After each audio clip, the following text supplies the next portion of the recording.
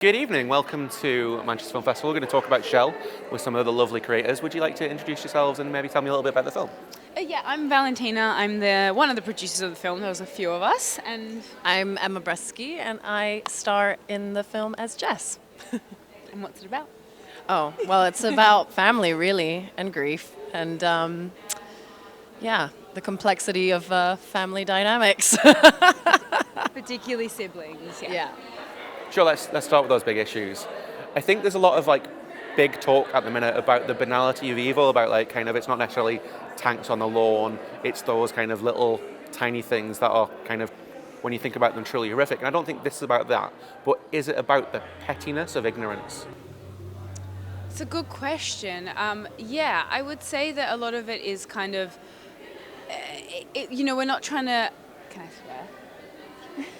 We're not trying to undermine people with ignorance, but we're just trying to sort of bring out that it's kind of part of a reality with a lot of trans folk out there who, around the subject of trans. So I think it's kind of like showing a perspective of this particular family, the ignorance around that, which is not an evil type of ignorance.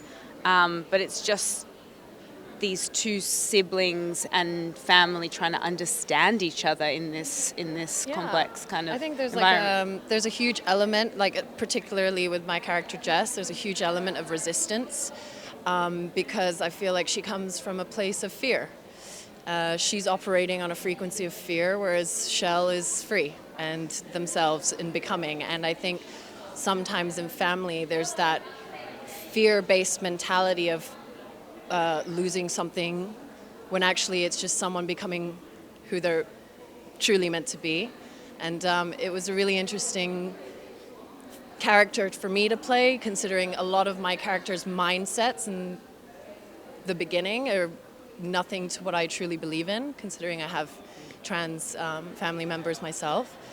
And so but I think it's like a story that's telling what is like some certain things that happen in family when there are a family that resist and are not as open as maybe some, like my family, are. But I do think these stories are important to be told and to be shared, and anything that provokes thought that might be seen as the resistance in family can actually promote some sort of change into building better futures for especially trans communities. And I think that story only works because your performances are so believable. We won't talk about the beach scene because it is the last scene, but I hope we get some tears and that I don't know how line comes out.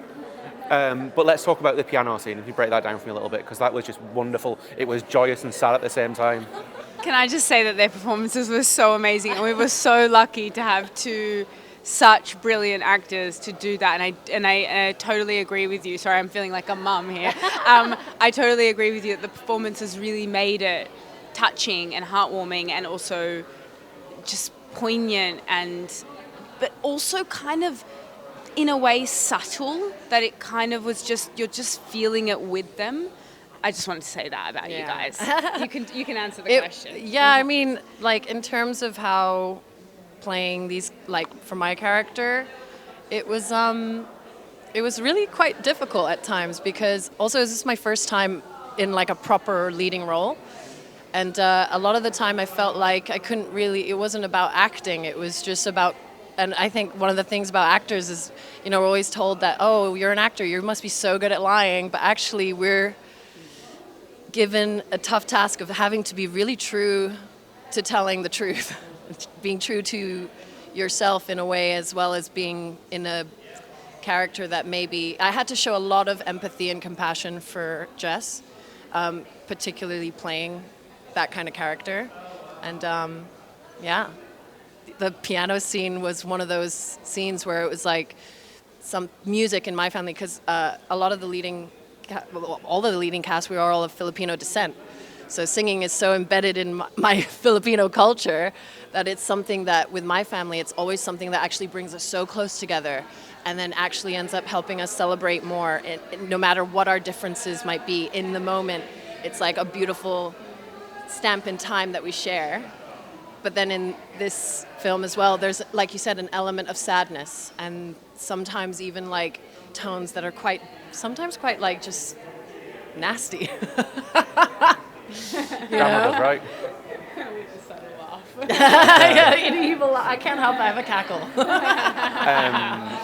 One of the other things that I really enjoyed about this film is that it's not just a trans film. It's a film about being at that age when you go to your first funeral and you realise that life isn't permanent, and it's just about change and how that affects and redefines family dynamics. Is that something that you went into it with, like we need this funeral? Like, did that come from someone's personal formative experience? So, yeah, I really like that you said that it's not like it's kind of, we didn't want it to be, just on your note of like, we didn't want it to be a trans story. It's not real. It's not that.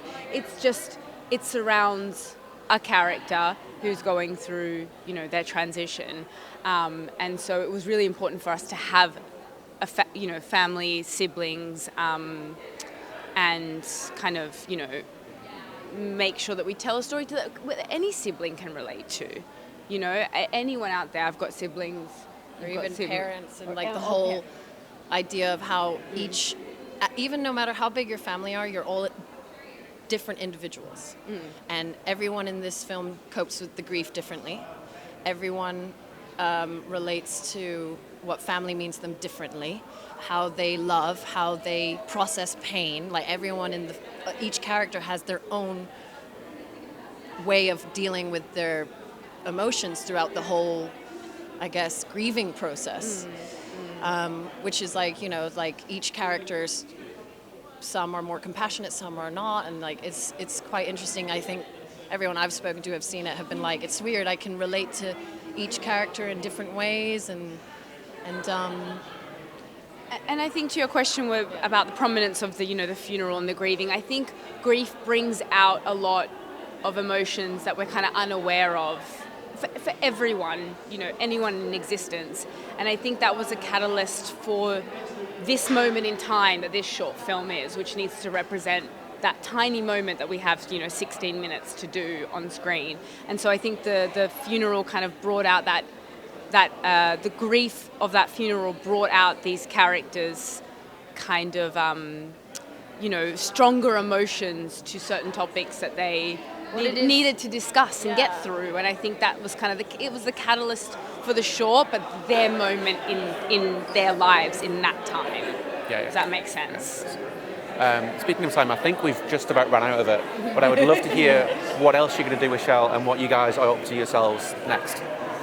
Ooh, what do we hope? Well, so Sam Brain's who directed and wrote this piece. You know, big shout out to her. She did a lot of work on this, and it was loosely based on truth. And so Brains, who plays Shell, is actually Sam's actual sibling. And it was Brains' actually, sorry, I know I'm going into something else, but it was Brains' first acting job. So they did a really amazing job, and we just, you know, I think it's just a really kind of small but concrete message about this particular experience. And I think the more people see it, the more they can ask questions. You know, it's really important if we're not informed about, you know, any sort of minority groups, and this one particularly, it happens to be the trans minority group, but you know, ask the questions, talk about it. Let's like make it like provoke the thought and actually bring people closer into having those difficult conversations, especially between family. Thank you very much. Thank you. We'll have a little chat in the screen afterwards, and we'll get this along. Thank you for having us.